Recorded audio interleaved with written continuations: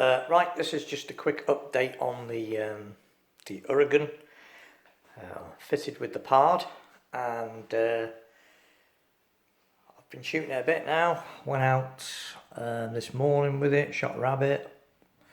Was out at sort of 5 o'clock, still dark. Was out the other night with it, and I was out the weekend with it as well. Even though it's been blowing a hurricane, I've been out there giving it a bit of stick.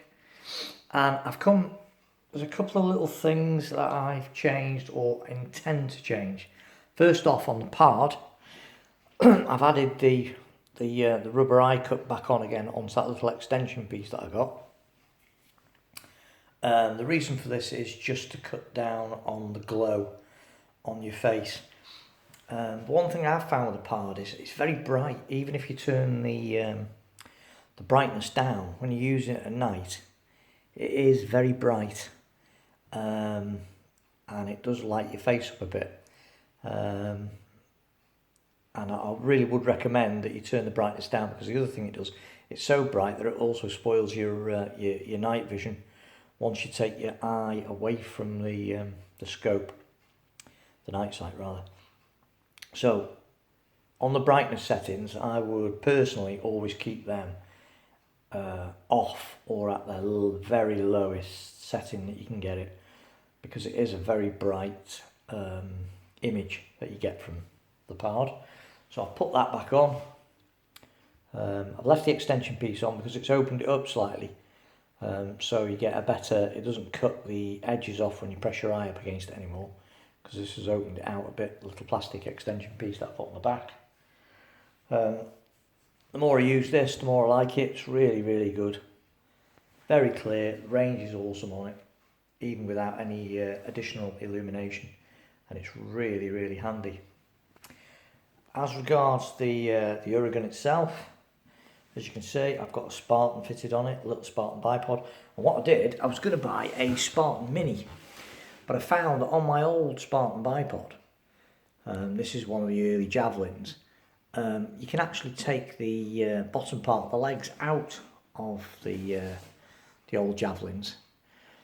Now, I know it means that I can't adjust the height on it, but to be honest, the problem I was having was it was too long with the extensions, with the legs in. It was actually too high, and it needed to be lower.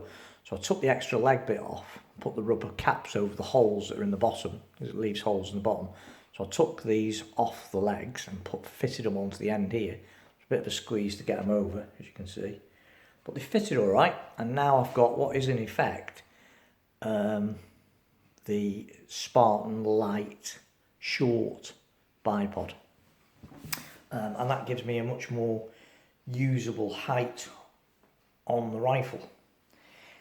And the other thing is, because it's a very, very short rifle, the pivot point here, where the is somewhat similar to the FX, suffers from the same sort of thing. So once people use FXs, they suffer somewhat, but that's a little bit longer than this. But on this particular rifle, because it's so short, having the bipod fitted here, right in the middle of the gun, doesn't necessarily give you a particularly stable shooting position. Really, the further out the bipod is, the better, really, because obviously you want a bigger, secure base as you can possibly get. So if you look at most sniper rifles, the bipods are sat right at the end of the stock, really quite far away from the shooter. So you've got like a nice big, long, wide surface area for your stability. Whereas having it pivoted quite high in the middle of the rifle isn't ideal. So what I did is I bought one of these. And the idea of this is it clamps on the bottom there, and then this rail runs underneath the cylinder and enables you to move your bipod out to about here. So you've got a much longer and more stable platform to shoot off. Great in theory. Only trouble is, the one that I bought, unfortunately, and I should have measured it first, I didn't really check it, but this part here, where the bolts onto the bottom part, is actually too long to go on the bottom of the existing Picatinny. it sort of catches on the cylinder, or would do if I put it on, which I haven't, but you can see straight away that is going to catch, so it is no good. So what I'm going to have to do is cut, saw, well, hacksaw, maybe probably half an inch off, and then it'll fit nicely then, and sits well below the buddy bottle, and that'll mean that I can move my bipod probably to about here, and those extra 3 inches moving forward will make for a much more stable platform to shoot from than having it on that sort of central position. I've also ordered a really rather nice Akitac bipod, a wider stance one, to try out on this rifle as well, and hopefully that should be here by the end of the week, I hope.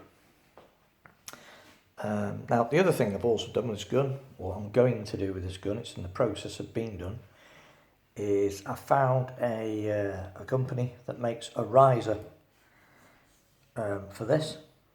So it makes a little riser rail for your cheek piece, and I've got it coming up a little bit just to raise my eye line a bit, especially useful with the pard, but obviously when the summer comes, well, spring comes, and it starts getting lighter in the mornings and the afternoons, the pard will be going away, and this will be fitted up with a telescopic sight.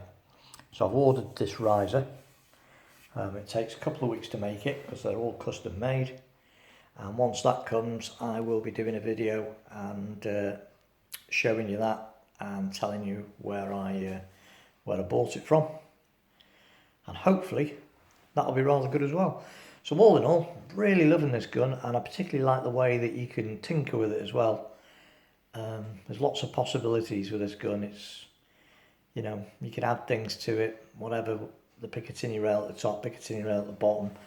There's so many little bits and pieces that you can tinker with it, and well impressed with it. It's very quiet, very quiet. The rabbits this morning, shot one sat right by it, didn't even know the other one had gone down. So yeah, well impressed with it. It's a lovely thing. Just like I say, it just needs this really to get the most out of the accuracy potential. This rifle needs the bipod to be further along. So I'm hoping that once I've cut about an inch off that, get it bolted to the bottom of this, and that rail will run out. Well, you can see it runs not far short to the end of the over halfway along the bottle anyway.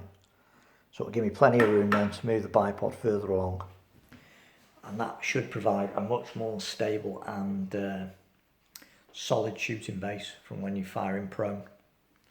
Thanks for watching, and don't forget to subscribe.